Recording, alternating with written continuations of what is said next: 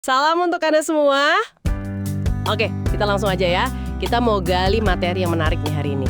Sumbernya dari buku Kamu Itu Hebat karya Nadia Natasha Ifada. Unik banget formatnya, kayak tulisan tangan, ada ilustrasi simple gitu, jadi kesannya personal.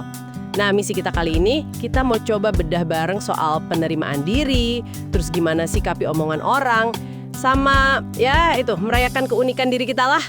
Siap ya? Mari kita mulai. Oke, yang pertama nih, langsung kerasa banget pesannya. Aku memang tidak sempurna. Penulisnya kayak nantang gitu ya. Buat apa sih ngejar-ngejar sempurna? Malah dibilang kalau ngejar sempurna itu bisa bikin kita lupa diri, lupa hidup ini sementara, lupa kalau kita ya manusia biasa aja gitu, punya batas. Bahkan bisa jadi sombong katanya. Ada kutipan yang lumayan ngena nih. Kata sempurna memang terdengar indah tetapi mampu menjerumuskan. Gimana tuh? Cukup berani ya pandangannya? Iya, bener banget.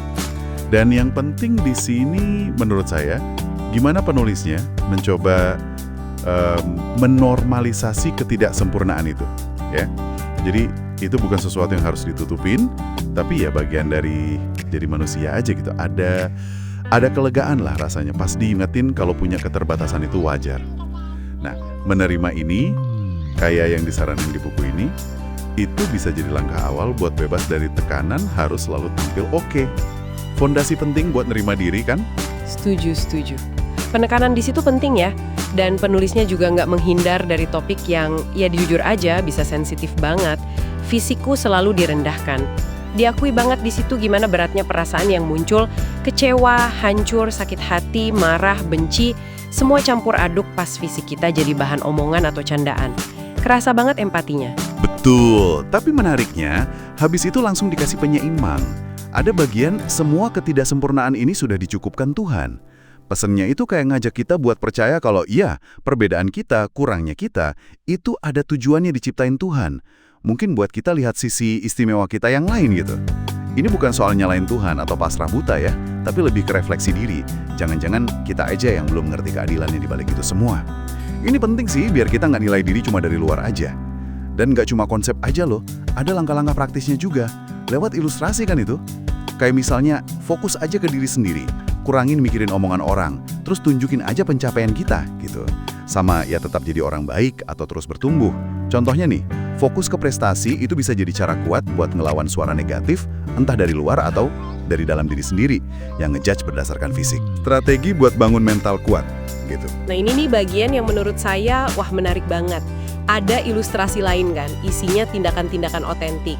Kayak ketawa lepas pas bahagia, nangis aja pas sedih, ya udah menjauh kalau nggak nyaman, berani nolak, terus diam kalau emang nggak pengen ngomong, berani kasih pendapat, muji kalau kagum. Ini kan intinya hidup jujur sama diri sendiri ya, ngasih izin ke diri sendiri buat ngerasain apa adanya. Tepat sekali. Itu semua kan wujud nyata kalau kita menghargai diri sendiri dan jujur sama perasaan kita. Nyambung lagi ke soal penerimaan ketidaksempurnaan tadi. Jadi pas kita udah bisa nerima diri apa adanya, termasuk ya emosi yang naik turun, keterbatasan, kita jadi punya ruang buat ngerespons dunia dengan cara kita sendiri, otentik, bukan dibuat-buat biar diterima orang lain mungkin.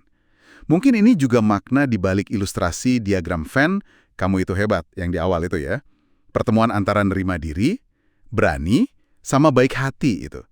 Hasilnya senyuman, kebahagiaan dari diri yang utuh gitu. Jadi kalau dirangkum nih nah, intinya apa sih buat Anda? Pesan utamanya itu kayak pengingat aja. Kalau sempurna itu ya ilusi lah. Nggak sempurna itu manusiawi banget, emang udah bagian dari diri kita. Kalaupun ada penilaian dari luar, ya fokus aja ke pertumbuhan diri kita. Dan yang penting, berani buat hidup jadi diri sendiri. Anda itu hebat dengan cara Anda sendiri. Nah, ini jadi bawa kita ke satu pertanyaan penting buat direnungkan nih. Kalau ingat pesan-pesan di buku ini, kira-kira gimana ya caranya Anda bisa mulai coba praktekin? Satu aja dulu deh, dari tindakan otentik tadi. Mungkin minggu ini coba ketawa lebih bebas. Atau izinin diri nangis kalau emang perlu, tanpa ngerasa bersalah.